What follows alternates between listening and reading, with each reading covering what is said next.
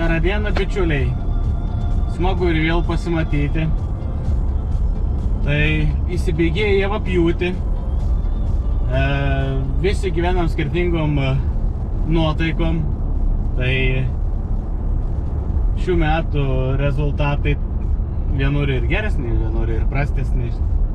Tai va, tai šiandien susiplanavau kelionę į Latviją. Važiuoju į selekininkystės institutą, būtent pasižiūrėti, kaip viskas ten vyksta. Aš jau esu buvęs ten prieš tai. Ten turi įdomių, sakykime, veislių. Ten yra ką pažiūrėti iš tikrųjų, pamatyti iš arti, kaip viskas vyksta. Yra ten tik labai įdomi moteris, kuri jau dirba 52 metus selekcijoj ir sukūrusi ne vieną veislę. Tai ta veislė, kurią aš auginu Brigens ir gavau dauginamosios medžiagos Lietuvoje dauginti ją. Tai žodžiu, įdomi moteris, labai gilio mintim. Tokių žmonių yra labai mažai, kaip jie iš tikrųjų. Tai va, ir ką pasimokyti. Tai va, todėl ir aš ten ir važiuoju, pasižiūrėti, kaip ten kas vyksta. Nes norisi sukurti kažką daugiau, nei gyvent kažkaip taip. Ir neaišku, kodėl gyvent. Tai gyvenims tai ir kūryba. Ir aš tame gyvenu. Kažkaip norisi kuo daugiau išmokti, sužinot. Kaip sako, kad galėtum perduoti savo patirtį kitiems. Tai va, tai žodžiu, varom iki laukų ir pasižiūrėsim, kaip ten kas atrodo. Ir tada truputėlį daugiau ten padiskutuosim. Nu ką, tai atvažiavom jau į vietą. Tai žodžiu, pradėsim turbūt nuo pradžių. Nes selekcijoje viskas prasideda nuo vienos sėklos arba nuo vieno kodo kažkokio tai. Principe, kad suprastumėt, kaip čia viskas vyksta, man buvo irgi įdomu pasižiūrėti. Ir kai sužinojau, kad vieną veislę užtrunka išveisti, tai panašiai nuo 12 iki 15 metų, principe, mes nesuvokiam, kiek žmonės įdeda darbą, kol išveis kažkokį tai veislį. Ir mes neteisingai elgiamės su tom sėklom, jeigu taip žiūrint. Tai va, tai tuoj prieisim, parodysiu, kaip vyksta viskas. Tai čia ir va tokie ploteliai po vieną kvadratą skaitos. Ir pasižiūrėkit, atkreipkite dėmesį šičia, va. Kokia čia veislė, reikia pažiūrėti. Tai pažiūrėsim, kokia veislė. Čia ir kodas dar neturi pavadinimą. Žiūrėkit, ir žemi, ir aukšti. Jeigu, sakykime, dabar šitie, tai gali būti original skaitos, čia ne pabėgis genetinis kodas, o čia jau ir pabėgis genetinis kodas. Tai šitą, vadinasi, šitą eilutę paliks, šitą sunaikins. Čia irgi lygiai tas pats, žiūrėkit, ir čia nepavyka, vadinasi, sukryžminti, tai šitą paliks, šitą sunaikins. Tai vadinasi, šitos veislės arba kodo buvo, genetinis kodas buvo stipresnis. Čia yra užrašyta, kas čia yra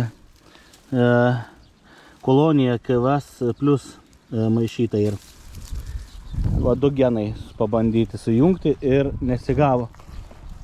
Tai va, tai ir čia atrenk pastoviai būtent tos tikruosius kodus, o tos, kurie skaitos ir netinkami, jos sunaikin.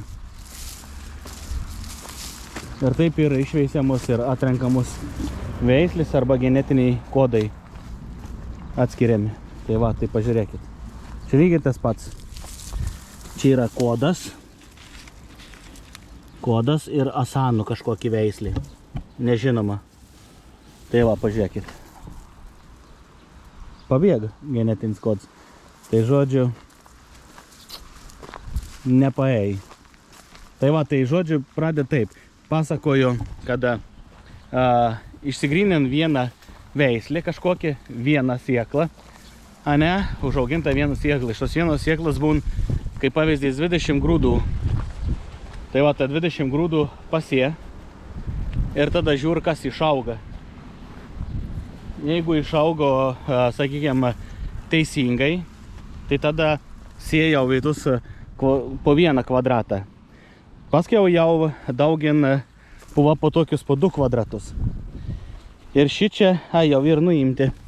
Čia buvo pririšti tokie maišiukai, būtent, ir čia šitas parašyta KVS Ohai kažkokį ir Ernestos, būtent, jau čia hybridin skaitos, jau būtent daugin. Tai va, paėm varpą skaitos, sudedi tokį maišiuką ir taip daugin. Jo, jau jį nurinkti jau. Praeitais, kai buvo su tokiais maišiukais dar. Tai va, tai būtent po 2 kvadratus nuėjam derlių, išgrynint veislį, tada jau sėja į 3 kvadratus, į 5 kvadratus, va taip ir viskas ir vyksta. Tai va, nu įdomu. Tenais, kur rodžiau po vieną sėklą, kur sėja, tenais viskas į rankinių būdų pasėta.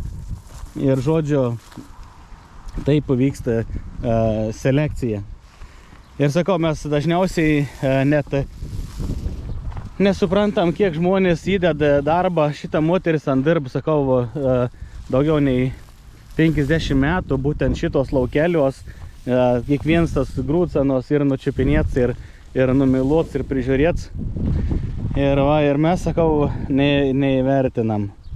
Edi kažkokį veislį, KVS Fortas kažkokį. Ir tai va taip gimst veislis.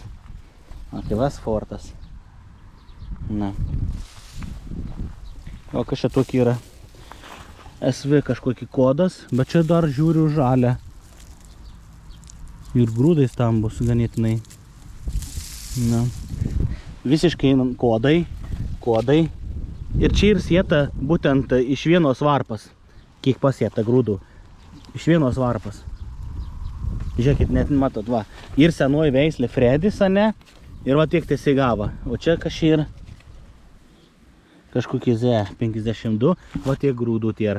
Ir va žmogus, kuris pasė po vieną grūdą ir va taip daugin jums sukuria veislį, įsivaizduojat, kiek darbą įdeda žmogus.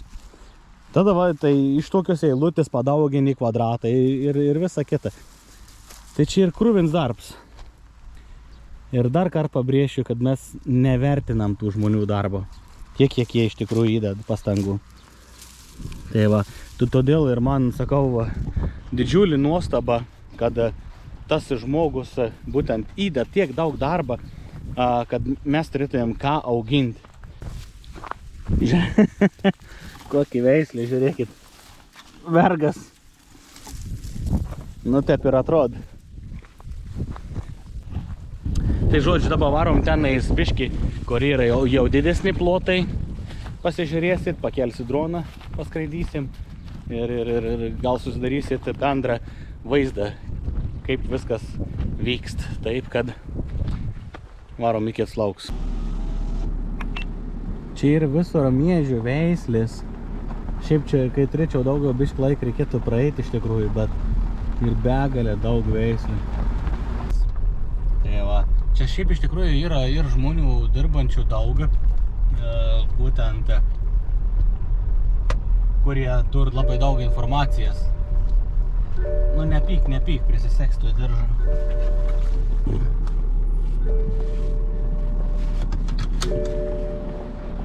Žodžiu, va ir bulvių selekcija. Irgi nagrinė. Mačiau, avižų jie turi čia.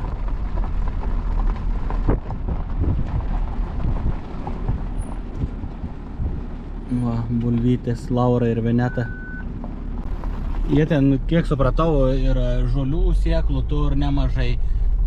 Tur yra ir dobilų įvairiausių. Ir visa kita, jie iš tikrųjų čia verta atvažiuoti, apsilankyti ir pamatyti, kaip čia viskas vyksta. Man tai asmeniškai labai ir įdomu čia viskas.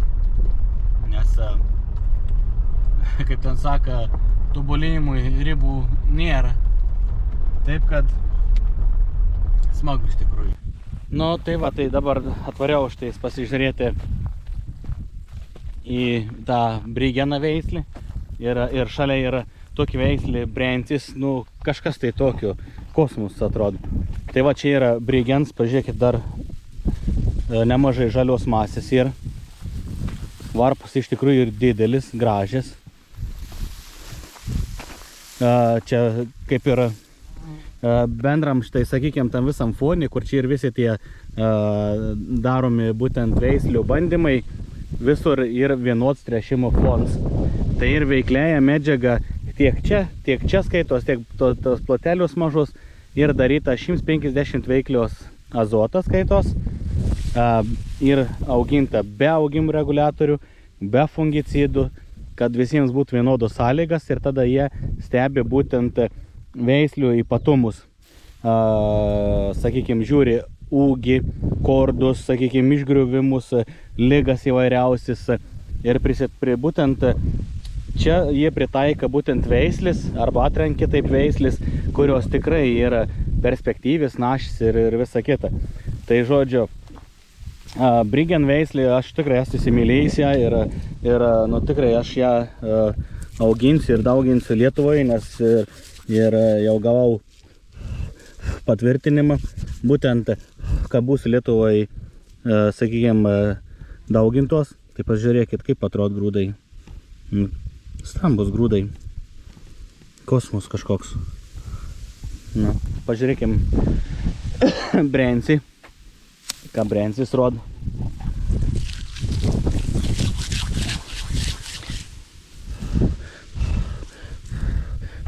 Brensis ir biškis smulkesni grūdai, bet spalva tokie gintariniai yra. Nu šitais jie yra ankstesni, Brensis yra ankstesnis, o būtent Brygens į vėlyvesnį veislį.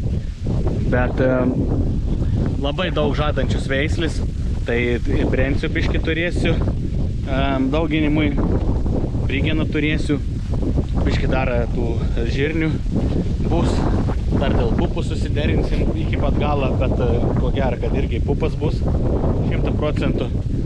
Tai žodžiu, va, įdomių veislių yra. Nu ką, dar privažiavau šitais pasižiūrėti žirnių, nes irgi esu užsisakęs šitos veislis, dabar nepasakys tiksliai kaip vadinas, bet princips, kad jie būna paprasti, va tokie žali. Čia jau skaitos nepilnai prinokį, o šičia jau pilnai prinokį.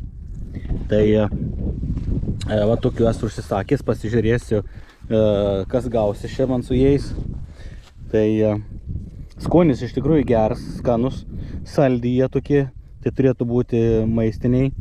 Tai mažai informacijos dar apie juos turiu, bet sakė atsiūs daugiau. Tai va, tai pasibandysiu pasisėti jų. Nu tai ką, dienelį prabėga iš tikrųjų, nemažai ką nuveikėm iš tikrųjų, tai apėjom laukus, bandyminius plotelis pasižiūrėjom. Tai va, tai gražu žiūrėti, kai žmonės įdė daug darbą ir įdėjus darbą, bet kai ką tai gaunas geras rezultatas. Tai principė Brygens 100% bus Lietuva dauginams, Brensį turėsiu irgi dauginimui. Dėl ankštinių dar nežinau, mas pasižiūrėsiu dar iš tikrųjų, ar bus ar nebus dar ankštinis kultūros. Tai bus pupas ir žirniai. Tai va, tai paskiau dar žiūrėsiu iš žolinių kažkokių tai augalų gauti irgi dauginamą medžiagą.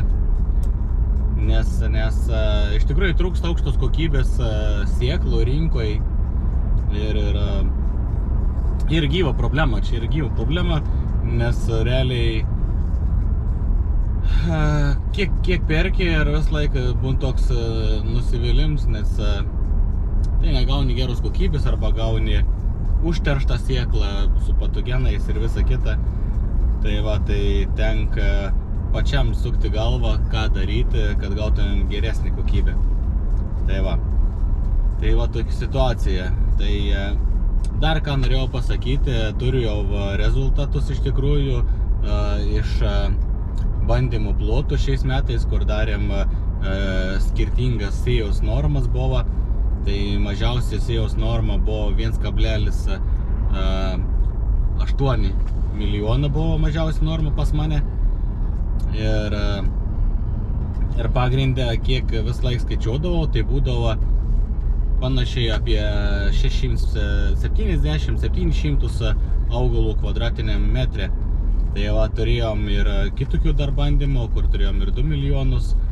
Ir tradicinis sėja buvo, kur 4 milijonai sėta. Tai realiai baltymai kai kur skiriasi iki 1%. Ten, kur yra, sakykime, sėjos mažesnė norma, ten derlingums panašiai toks pats, kur yra 4 milijonai sėta ar 4,5 milijonų, derlingums toks pats, bet kokybiniai parametrai ženkliai geresni. Tai va, tai ką dar atsaka, kad nereikia jums sėti didžiausių normų, kaip, sakykime, esate įpratę. Dar iš tų sovietinių laikų, iš rusų laikų dar tebėr, sakykime, įprotis toks sėti daug.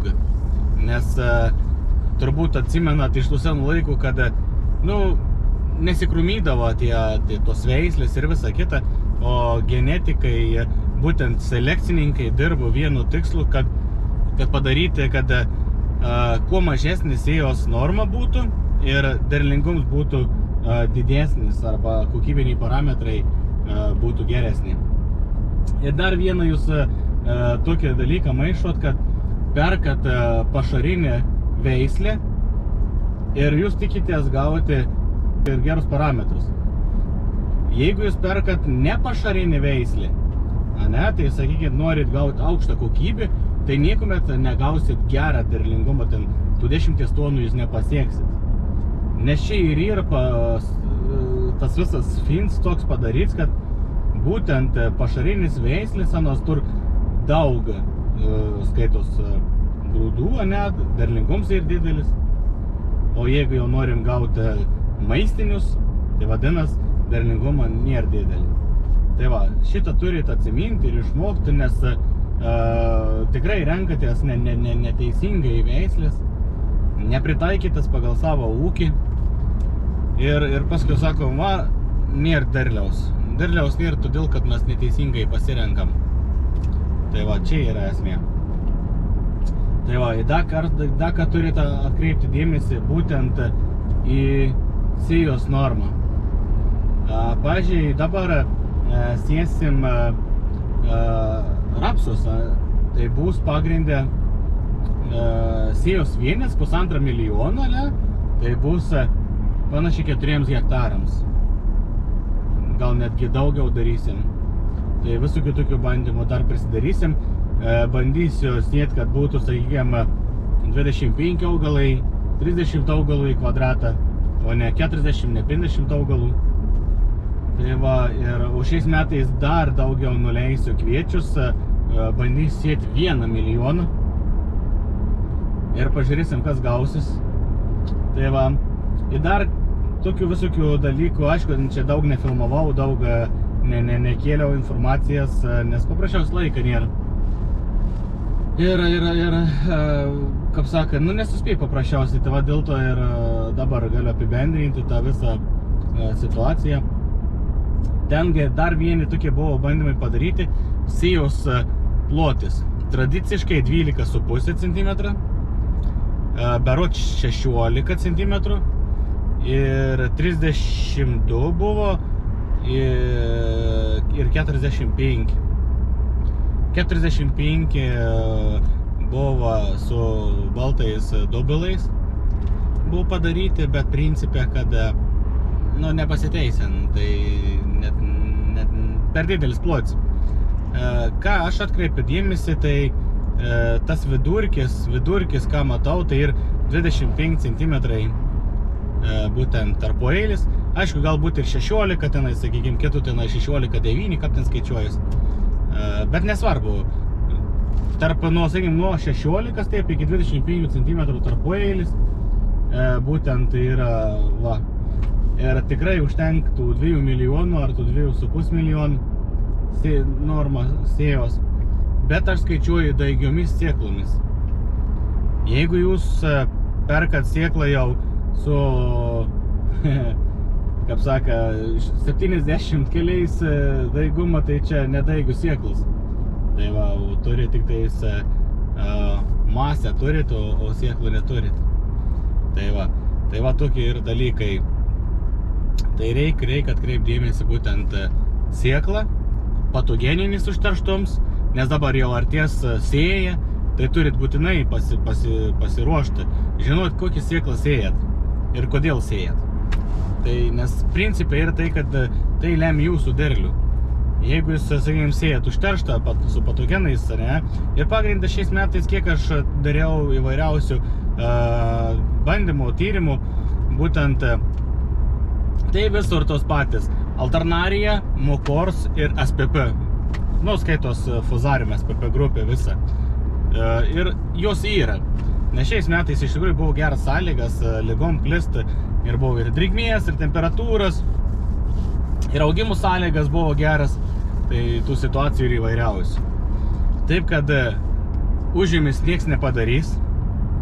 Turit patys daryti. Ir tik tai sakau, turit atsirinkti tą vadinamą informaciją arba ūkio strategiją, kokios jūs krypties laikysitės. Jeigu, sakykime, jeigu taip žiūrint į ateitį, mes turėsim sumažinti visko kardinaliai. Tiek azotą, sakykime, tiek herbicidus, insektus ir visus kitus dalykus. Ir čia yra ateitis. Nes tokie reglamentai ir paruošti ir jie bus. Ir viskas, va tokia ir situacija. Tai va, tai šiandien trumpai tiek iš Latvijos iš tikrųjų. Tai grįžinėjom namo. Tai dar kartą noriu padėkoti, kad laikinat, sekat mane, prenumeruojat. Tai va, širdingai dėkingas esu kiekvienam paspaudžiusiam. Tai iki greitų susimatymų.